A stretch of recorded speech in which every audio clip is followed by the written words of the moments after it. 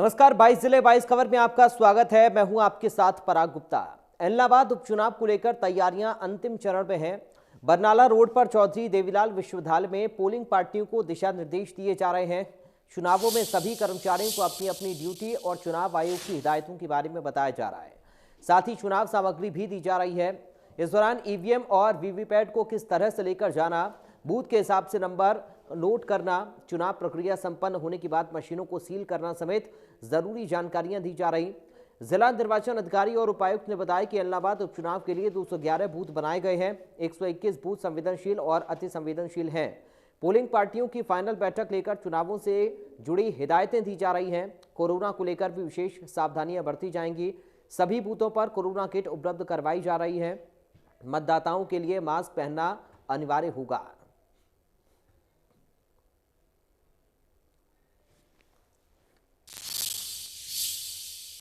केंद्रीय मंत्री राव इंद्रजीत सिंह ने सिविल लाइन स्थित पुराने सरकारी अस्पताल का निरीक्षण किया। इस दौरान उन्होंने निर्माण कार्य नहीं होने पर अधिकारियों को फटकार भी लगाई।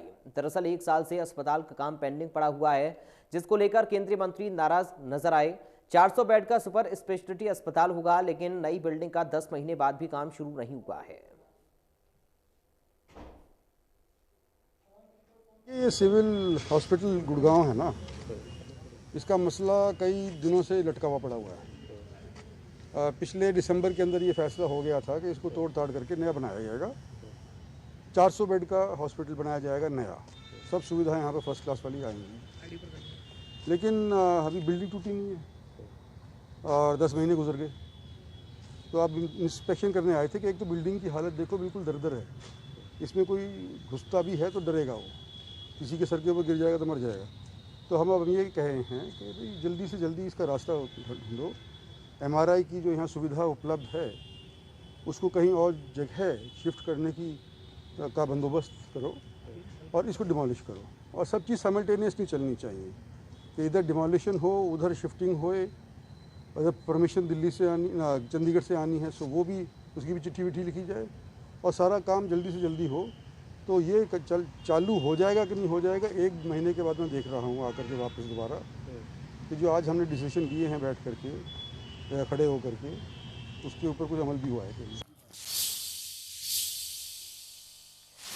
उधर जुलाना हलके में प्रदेश के पूर्व मुख्यमंत्री भूपेंद्र सिंह हुड्डा ने दौरा किया। इस दौरान उन्होंने खेतों में हुए जल भराव को देखा, साथ ही ग्रामीणों की समस्याएं भी सुनी। उन्होंने कहा कि जल भराव से किसानों की धान और कपास की फसल बर्बाद हो गई है, साथ ही गेहूं की फसल की बुवाई पर भी संकट आ गया है। उन्होंने कहा कि प्रशासन को जल्द बड़ा कदम उठाते हुए किसानों को राहत देनी चाहिए।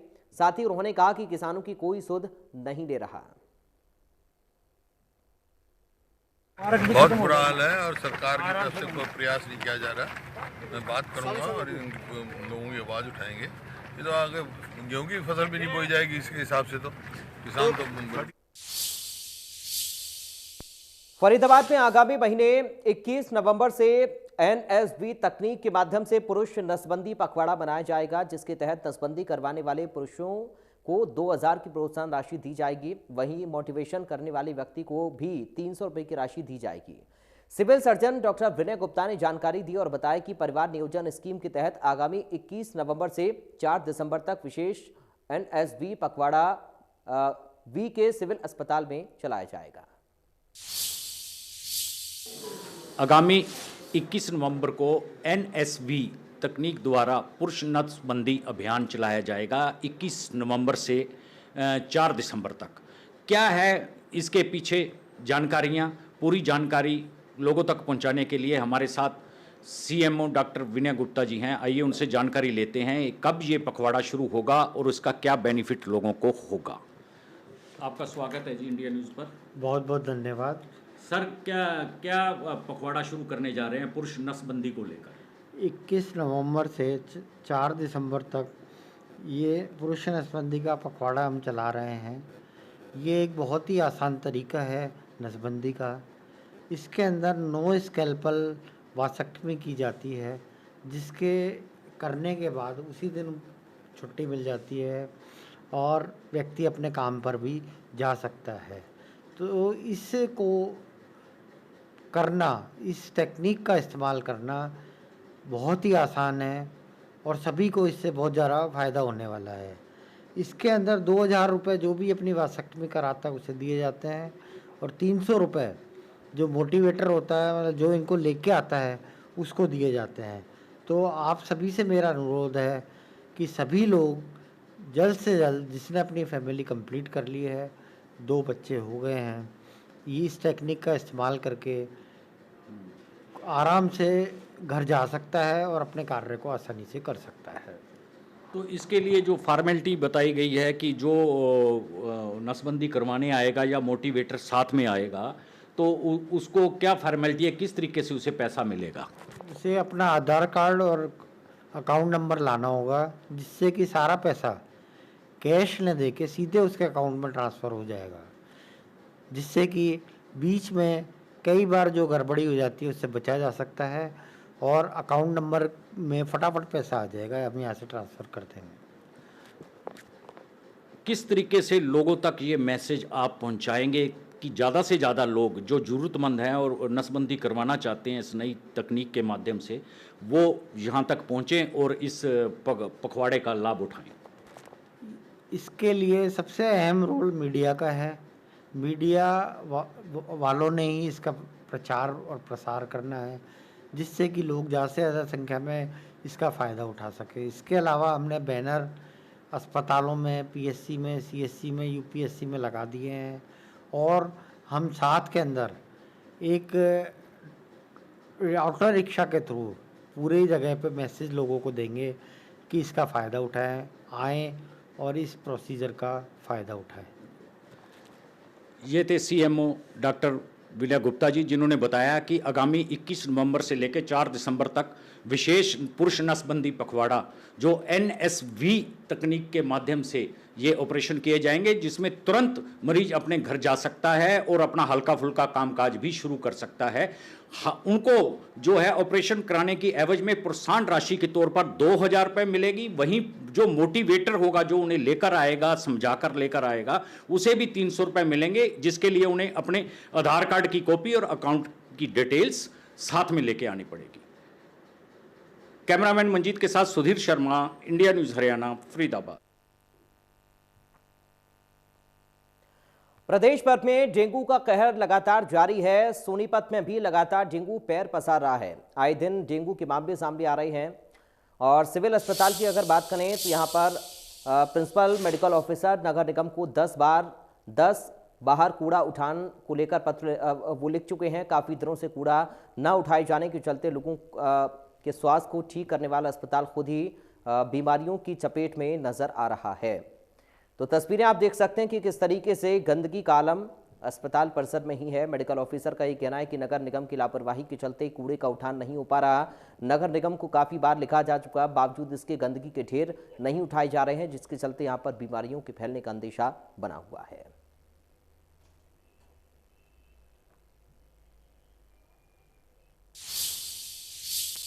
पलवल में जिला अदालत के परिसर में न्यायाधीश ने बार के 77 वर्षीय वकील बुद्ध सिंह से अदालत में गलत व्यवहार किया, जिससे वकील नाराज हो गए।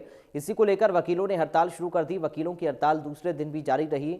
बार एसोसिएशन के प्रधान दीपक चौहान ने बताया कि न्यायाधीश RKR ने वरिष्ठ वकील बुद्ध सिंह से गलत व्यवहार किया, जिसके चलते बार एसोसिएशन में वकीलों में भारी रोष है। उन्होंने बताया कि इसकी शिकायत पंजाब और हरियाणा उच्च न्यायालय के मुख्य न्यायाधीश से की है।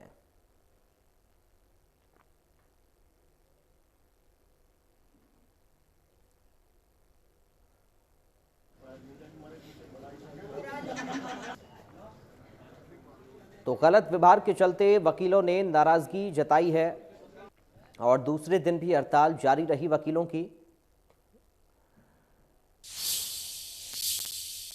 यमुना की प्राकृतिक जलधारा को फिर से खनन माफिया ने मोड़ दिया है। यमुना के बीचों बीच खनन माफियाओं के लोग रास्ता बनाकर खनन कर रहे हैं। यमुनानगर के घुमथला और जटलाना घाट के आसपास खनन के ठेकेदारों के कर्मचारियों ने यमुना के अंदर जाने के लिए रास्ते बनाए हैं, जिससे यमुना की प्राकृतिक जलधारा प्रभावित हो रही है। एनजीटी के आदेशों के बावजूद खनन ठेकेदारों के कर्मचारी यमुना की जलधारा को प्रभावित कर रहे हैं। पिछले साल भी यमुनानगर जिला में यमुना की जलधारा को प्रभावित करने के 1 दर्जन मामले सामने आए थे, जिनमें सिंचाई विभाग ने खनन ठेकेदारों व कंपनियों के खिलाफ मुकदमे दर्ज करवाए थे। इन मुकदमों में एक दो को छोड़कर बाकी में कोई कार्रवाई आगे नहीं बढ़ पाई, जिसके चलते खनन ठेकेदारों और कंपनियों के हौसले बुलंद हैं और वो इस बार भी यमुना की जलधारा को प्रभावित कर रहे हैं। में जो माइनिंग के जो यमुना नदी पर घाट हैं उनके अंदर जो है यमुना नदी की प्राकृतिक धरा को मोड़ करके गैर कानूनी तरीके से खनन का कार्य किया जा रहा है। और जब भी कोई क्षेत्र का किसान या आम नागरिक की शिकायत देता है तो जो भी जांच अधिकारी आते हैं वह रिपोर्ट में लिखते हैं कि वहाँ कोई बांध नहीं मिला। मैं उन अधिकारियों से कहना चाहता हूँ कि वीडियोग्राफी में आएँ, मैं वरयाम सिंह उनके साथ चलूँगा और दूध का दूध और पानी का पानी हो जाएगा। सच कौन बोल रहा है, झूठ कौन बोल रहा है, ये स्पष्ट हो जाएगा। और देखिएगा, जहां हरियाणा सरकार एक तरफ ओवरलोड, अवैध माइनिंग और प्राकृतिक धरा को मोड़ने के कार्य को रोकने के लिए भरकम। कुरुक्षेत्र के नवनियुक्त पुलिस कप्तान धीरज सेतिया ने नशे के खिलाफ ऐलाने जंग करते हुए कहा कि कुरुक्षेत्र जिले को नशा मुक्त बनाया जाएगा। ट्रैफिक व्यवस्था को दुरुस्त करना और कोरोना नियमों की पालना उनकी प्राथमिकता रहेगी। पदभार संभालने के दौरान उन्होंने कहा कि किसान आंदोलन के नजरिए से कुरुक्षेत्र संवेदनशील जिला है। कर्मचारियों और अधिकारियों को निर्देश दिए हैं कि वो जनता से संपर्क बनाए रखें ताकि कानून व्यवस्था हर हाल में कायम रह सके। उन्होंने कहा कि कोरोना नियमों के बारे में लोगों को जागरूक किया जाएगा ताकि ना तो उनके त्योहारों में कोई व्यवधान हो, ना ही सरकारी नियमावली की कोई अनदेखी हो। इसके लिए लोगों को समझाया जाएगा। एसपी ने कहा कि नारकोटिक सेल का मुख्यालय कुरुक्षेत्र में है। कोशिश की जाएगी कि इसे पेवा में स्थानांतरित किया जाए। पेवा में नशे का कारोबार काफ़ी ज़्यादा बताया जाता है। अगर एंटी नारकोटिक्स सेल महोबा में होगा तो तत्काल पुलिस पहुंचकर कार्रवाई कर सकती है।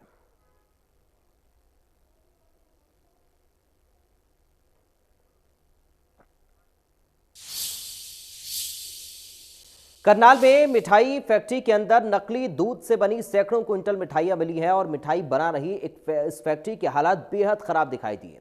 बाजार के मुकाबले बेहद सस्ते दामों पर मिठाइयां यहां से कई जिलों में बेची जा रही थीं। मौके पर ही जायजा लिया हमारे संवाददाता महेंद्र सिंह ने।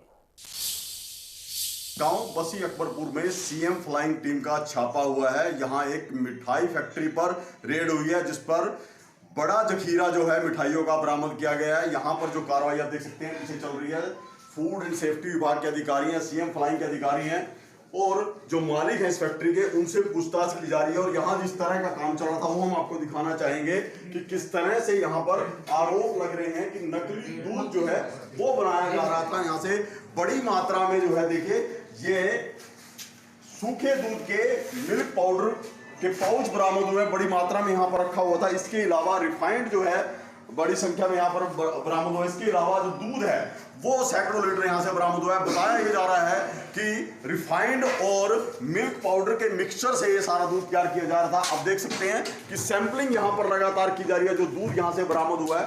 इसके अलावा बड़ी मात्रा में जो है यहाँ पर जो मिठाइयाँ जो तैयार की गई थी उसका जखीरा बरामद किया गया है। ये जो पूरी मिठाइयों की जो जखीरा था ये 3 स्थानों पर रखा गया था, अलग अलग स्थानों पर। यहाँ पर बड़ी संख्या में जो है सैकड़ों की संख्या में ऐसे ड्रम बरामद हुए जिनमें रसगुल्ले और गुलाब जामुन भरे गए थे। आप देख सकते हैं ये वो हिस्सा है जहां पर दूध स्टोर करके रखा गया था। इस तरह की स्थिति में है ये। और ये सारा का सारा जो दूध है इसको नकली बताया जा रहा है कि इसका दावा ये है कि ये दूध जो है मिल्क पाउडर और रिफाइंड के मिक्सचर से तैयार किया गया था और इस तरह की मिठाइयां जो है बाजार में उतारने की तैयारी की जा रही थी। सीएम फ्लाइंग की रेड में अब ये कार्रवाई जारी है। करनाल से महेंद्र सिंह, इंडिया न्यूज हरियाणा। उधर भिवानी में शुक्रवार को सीएम फ्लाइंग ने गुप्त सूचना के आधार पर छापेमारी की और इस दौरान भारी मात्रा में लाजपत नगर में स्थित एक मकान से लाखों रुपए के पटाखे जब्त किए। पुलिस ने पटाखों को जब्त कर मामले में एक व्यक्ति को गिरफ्तार किया। इस मामले के अन्य आरोपियों की पुलिस तलाश कर रही है।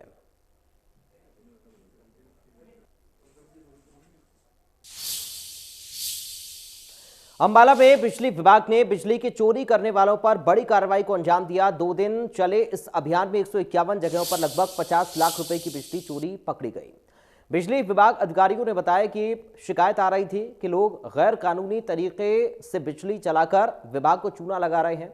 उन्होंने आगे ये कहा कि आगे भी इस तरह की कार्रवाई जारी रहेगी।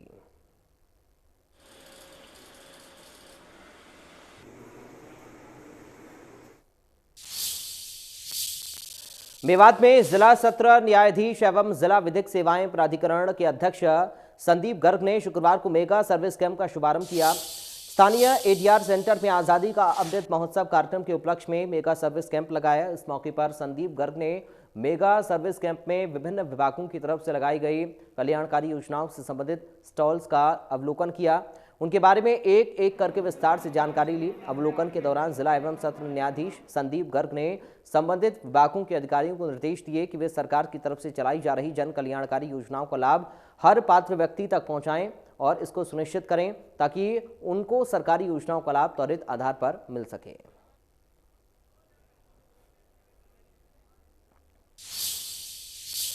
रोहतक की छात्रा को आईआईटी खड़गपुर में एंट्री मिल गई है। सुपर 100 में कोचिंग लेने के बाद छात्रा ने इस मकाम को पाया। दरअसल सरकार ने उच्च शिक्षण संस्थानों में गरीब बच्चों को शिक्षा दिलवाने को लेकर 2018 में सुपर 100 स्कीम चलाई थी।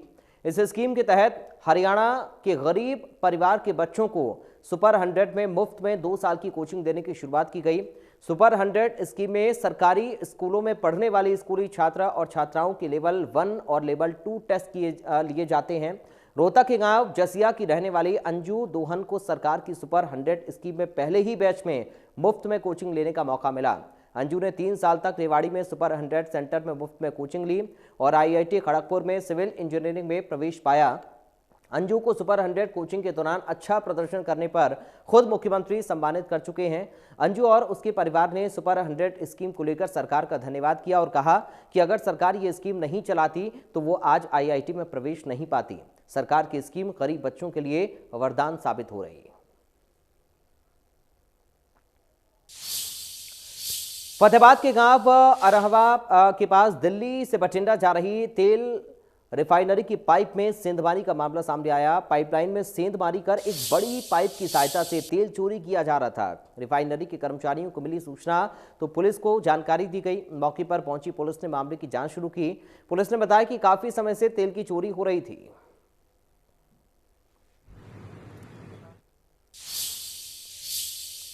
पानीपत में कुख्यात गैंगस्टर प्रसन्ना लंबू के नाम से फोन पर 20 लाख की फिरौती की मांग की गई। आरोपी ने धमकी दी कि 3 दिन में रुपए नहीं देने की सूरत में गोली मार दी जाएगी। पीड़ित युवक को किसी अज्ञात नंबर से फोन पर धमकी मिली और पीड़ित युवक की शिकायत पर मामला दर्ज कर पुलिस ने जांच शुरू कर दी है।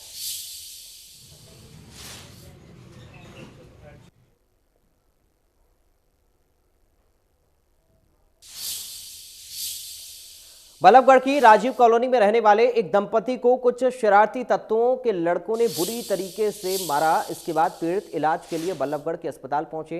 पीड़ित की माने तो वो शाम को अपने घर पर ही थी, तभी अचानक उनके दरवाजे पर कुछ लड़के बम पटाखे चलाने लगे। लेकिन जब उन्होंने आरोपियों को पटाखे चलाने से मना किया तो आरोपी युवक ने दंपति को बुरी तरह पीटा। इस बीच आरोपी मारपीट करने के बाद मौके से फरार हो गए। पीड़ितों ने घटना के बारे में पुलिस को जानकारी दी, जिसके बाद मौके पर पहुंची पुलिस ने आरोपियों के खिलाफ जल्द ही कार्रवाई करने की बात कही है। वहीं पीड़ित ने बताया कि शरारती युवक आए दिन झगड़ा करते हैं और रात को 2-2 बजे तक डीजे बजाते हैं और दूसरों के घरों के सामने बम पटाखे चलाते हैं।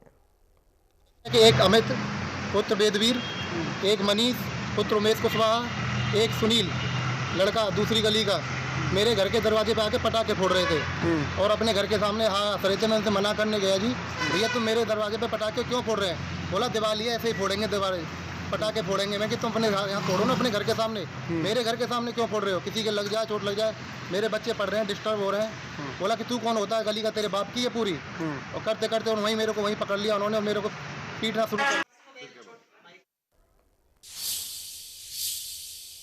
तो फिलहाल इन तमाम खबरों के साथ इस बुलेटिन से मुझे दीजिए इजाजत। आप देखते रहिए इंडिया न्यूज।